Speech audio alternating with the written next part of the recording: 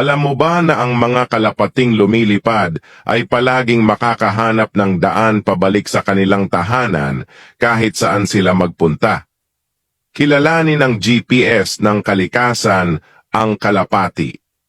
Maaari mong kunin ang isang homing pigeon mula sa kanilang pugad, ilagay sila sa isang saradong kahon, magmaneho ng malayo patungo sa isang lugar na hindi pa nila nararating, buksan ang kahon at paglilipad na ang mga ito, mag-iikot sila ng kaunti bago tumungo sa lugar na pinagmulan nila.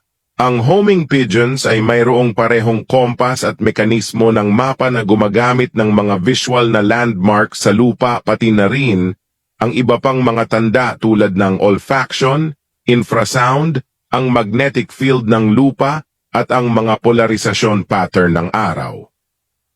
Noon ginagamit ang mga kalapati sa pagdadala ng mga mensahe sa loob ng libo-libong taon at noong World War I at II, madalas na ginagamit ang mga kalapati upang magpadala ng mga mensahe kahit na may putukan sa mga tropang kaaway.